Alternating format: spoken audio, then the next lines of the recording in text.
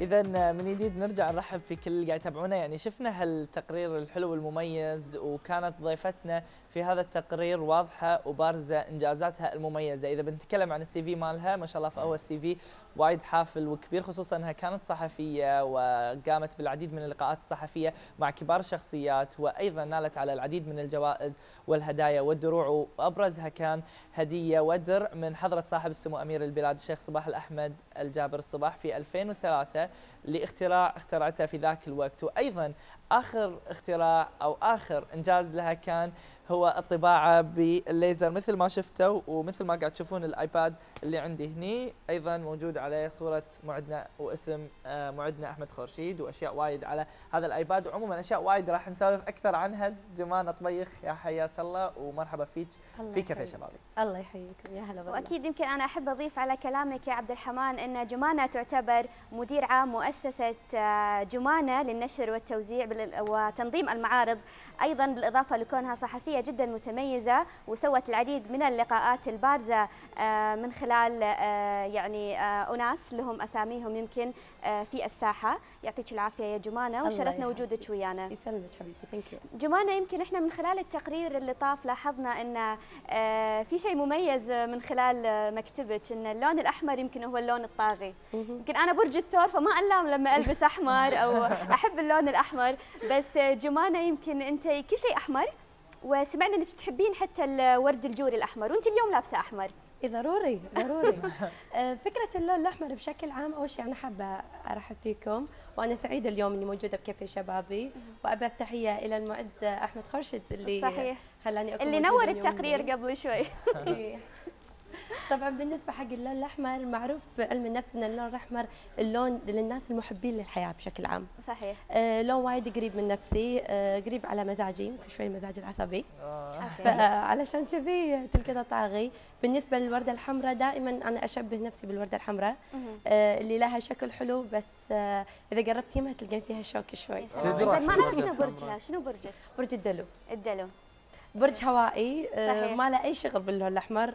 انا هذا اللي لاحظته، انا قاعد اقول يعني برجك يمكن الدلو، برج الدلو معروف انه برج هادي وريلاكس، بس اذا عصب لا تشوفونه هو معصب. حلو. انزين لو ندش مثل ما يقولون تو ذا بوينت او بالموضوع، ونتكلم جمانة عن مشروعك، كيف بلشتي المشروع هذا، منو اللي دعمك في هذا المشروع، وشنو اللي قاعد تقدمينه لنا من خلال مشروعك الجميل اللي قاعد نشوفه قدامنا. يسلمك. طبعا الفكره ان انا عندي حاليا قاعده اكون مجموعه اعلاميه تحتها 4 تراخيص. حلو. دعايه واعلان، تنظيم معارض ومؤتمرات، اعمال حفر ليزر الخاص بالهدايا والكماليات، واخر شغله النشر والتوزيع، اخر لاين استحدثته جديد داخل المؤسسه. الفكره ان بحكم ان عندي خبره 9 سنين في المجال الصحفي، فلي قاعده وايد كبيره. قبلها كنت حاصله على 3 براءات اختراع، فلي ولله الحمد ابداعات باكثر من مجال. استغليت هذا كله اني اكون البزنس مالي. طبعا حبيت اجيب شيء جديد. الفكره ان الدعايه والاعلام مستحوذين عليها اخواننا العرب من فتره صحيح. طويله. ما تلقون قليل ما تلقون كويتي او كويتيه، طبعا ما في كويتيات بنات، في كويتيين شباب ماسكين دعايه واعلام، فحبيت ان اترك بصمتي عالم جديد. اخترت طبعا بلاين الهدايا والكماليات الحفر بالليزر. ما في، انا تقريبا الحمد لله مالي منافس بالكويت، انا اول مؤسسه تستخدم الحفر بالليزر بالهدايا والكماليات. الماكينه موجوده من زمان، بس احنا 6 شركات بالكويت وانا السابعه اللي نملك الماكينه، بس انا استخدمتها بالدعايه والاعلان. فتشوفون يمكن مثلا حتى فولدري ولا الجالكسي مالي، اي طبعا انا البراند في الفكره كلها. صحيح. فتلقون اكثر شغله ماسكتها انا الحفر. فكره الحفر انه ما يروح، يعني مع مر السنين الطباعه او الكبسه الجنطه. طبعا هذا لاين جديد مدخلته المؤسسه، راح افتحها بمحلي قريب زيبرا مع احمر. اي لازم. وايد حلو. طبعا انت قلتي سي في ما شاء الله حافل، واحنا نحب يمكن نقول للمشاهدين ان جمانة عمرها ما شاء الله 24 سنه، ففي عمر الزهور وكل هالانجازات الجميله، ففعلا يعني احنا يشرفنا ونفتخر ان احنا نستقبل انسانه مثلك داخل الاستوديو في برنامج كافيه شبابي. استثمار صحيح. متى ما الواحد استثمر وقته عدل. يعني انا 19 ساعه اظل موجوده في المكتب. فالمكتب عندي انكاكس اكثر ما قاعد بيتنا. احنا على طاري استثمار الوقت ودنا نستثمر الوقت ونسولف اكثر عنك جمانة، بس قبل ما نسولف عنك انا بوجه تحيه وايد كبيره حق دكتوره منى سالم، دكتورتي في الجامعه، قاعد تتابع البرنامج الحين، وجه لها تحيه حيل كبيره واقول لها ثانك يو على السبورتنج اللي تعطيني اياه. جمانة ابي اسالك سؤال يمكن يخص شغلك انت بايدك كبنيه. يعني في وايد ناس يقولون انا ما احب مثلا اشتغل بايدي، او ان هذا الشيء صعب بالنسبه لي وانا بنيه وغيره من الاشياء، بس احنا اللي نعرفه انه يعني مثلا التليفون هني، هذا التليفون احمد خورشيد، بس تليفوني انا مو تليفون احمد خورشيد. وهم هني مثلا صوره الفنان الراحل غريد الشاطئ والد معدنا احمد خورشيد، يعني على الكفر انت اللي سويتي هذا بايدك.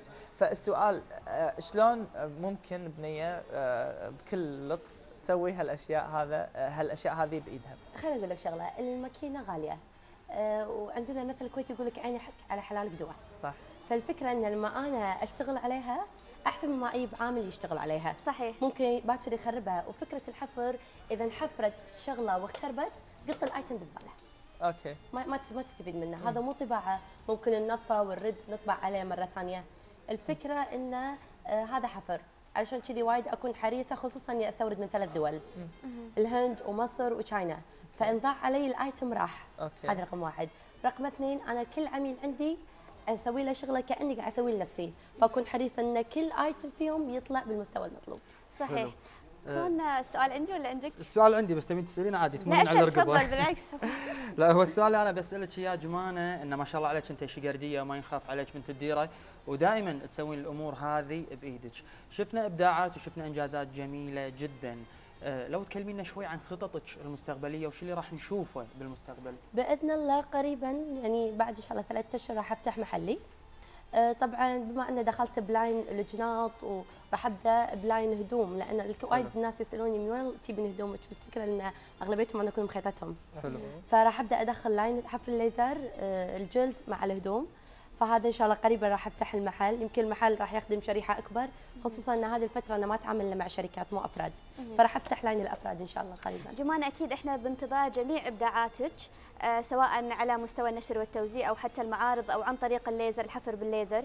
احنا نشكر وجودك ويانا، واكيد نوجه تحيه جدا كبيره للوالد، يمكن هو يعتبر الداعم الرئيسي لانجازاتك ومؤسسته داخل مؤسستك، مكتبه او مكتبه يم مكتبك داخل نفس المؤسسه. عموما احنا نشكر وجودك ويانا يا جمانة، تسلمين، وان شاء الله نتامل نشوفك في اعلى وانسب المراتب. إن شاء الله. واكيد احنا مشاهدينا مستمرين من خلال برنامج كافيه شبابي وتقاريرنا المتنوعه، ومثل ما لاحظتوا ان احنا من خلال هذا البرنامج قاعدين نستضيف ضيوف متنوعين، وحلقتنا لليوم يمكن هي تعتبر يعني قدرنا ان احنا نحقق قاعده ان احنا نقدر ناخذ من كل بستان زهره.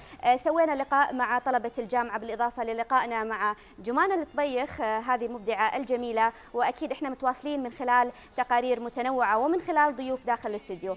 فاصل ونواصل.